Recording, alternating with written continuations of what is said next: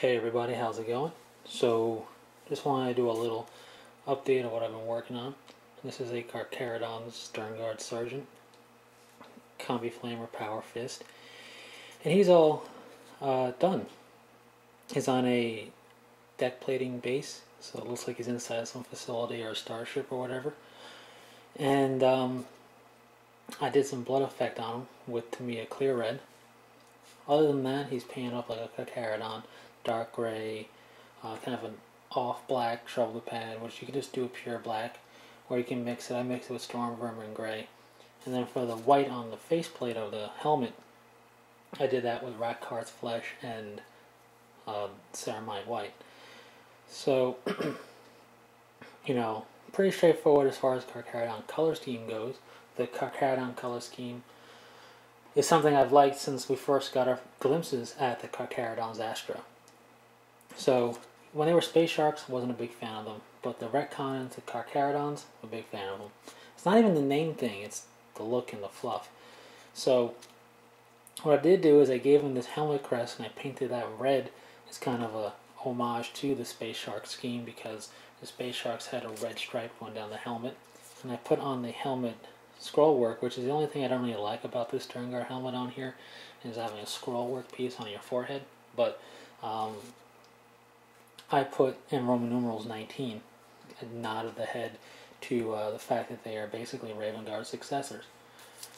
So, other than that, the gold is done with Vallejo's liquid gold, which of course requires rubbing alcohol to utilize for cleaning your brush and for thinning the paint down a little bit and everything like that.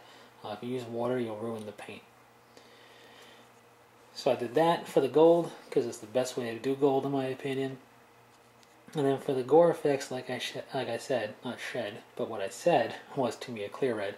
I think GW offers a blood effect, but I went with me a clear red. I've done that before in the past, and I've had great success with clear red.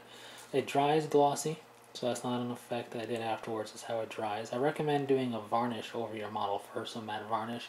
It's a little bit of an aggressive paint, or clear red, whatever you want to call it. It's a little bit aggressive. It can eat up a bit of the paint underneath it and kind of make it peel off, especially if you put the clear red on the model and then go back and move it a little bit. You can kind of tear out the paint underneath it sometimes, especially on pewter-based models. So clearing it definitely helps with a matte varnish before doing the clear red. That definitely helps. When it comes to doing gore on these guys, or anybody, I always feel less is more. And the Carcharodons, I've wanted to do this, and I did it with a test model I've done a while ago, which I don't think I did a video on. I don't have the model here to show you, but I felt it appropriate for them because they're very brutal.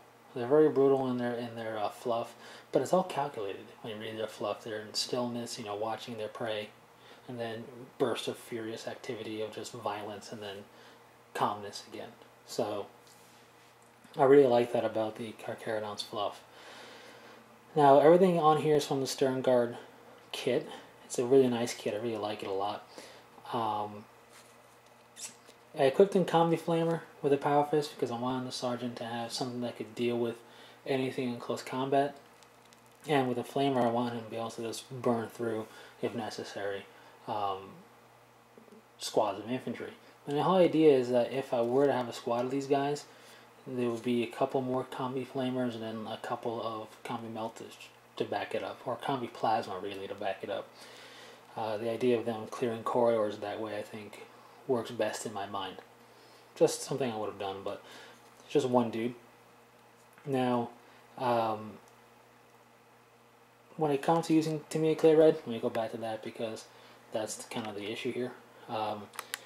Very easy to use right out of the pot, no problem. You can go ahead and put some black ink or very little black paint in there, and when you put the paint or the ink in there, it kind of, or a black wash, like Null oil, whatever, it kind of thickens up the, to me, clear red a little bit. It's not runny and thin, but it kind of makes it a bit more gelatinous, but still fine to paint with. That's a terrible analogy. Makes it a bit thicker, and it darkens it up, gives you this different type of gore. So it's still bloody, but it looks like maybe older bloody or disease bloody or whatever it is. it just makes it look good and gory when you combine that with just regular Tamiya clear red. You do both together on your model in places, and it gives a very good gory effect. Less is more, like I think I was trying to say, and then I got off topic before. If you get them covered in blood from head to toe, it's going to look kind of silly and dumb in my opinion. But the same notion, you don't want to have this a drop here and a drop there. So it's a bit of personal taste. Some people may think the gore in here is too much. Other people may think not enough. I like the amount down here. I think it's just enough to tell a story. And if your model's telling a story, then I think you've done a really good job with your model. And being in this posing with the way his head is cocked to one side and with all the gore effects on him, looks like he just finished beating up things mercilessly and is ready to start shooting at the next target. So I like the story that it tells. I even put the blood onto the base a little bit, even onto the back of this foot, trailing down a bit, just to make people go, huh, was he stomping on people? What happened there? So that's my Carcharodons Sternguard Sergeant. I'm really pleased with how he came out. I like the way it looks. And lastly, the helmet bit. The eye lenses, I like to do black. But because he has this like extra fancy tactical readout stuff on his helmet, I decided to do those in green. I did it in green because I know it's going to go gore, and there's some purity seals here. I was going to give him the red crest like I did on his helmet, so I didn't want too much red in there. So I decided green was a nice way to break it up. Now, lastly, nothing to do with this model, but I'm going to be on a bit of a hiatus for like 3 weeks or so. I'm not going to be able to do any hobby-related stuff for myself or any videos for the channel. So I have some stuff previously recorded audio-wise for the Pre-Heresy and Codices stuff. That way, when I get the ability to jump back into it, when I come back to the ability to do this, I can jump right into it and just make some slideshows up and get some videos out in a timely fashion. But expect around a 3-week or so hiatus after, this is it. After this, 3 weeks of nothing.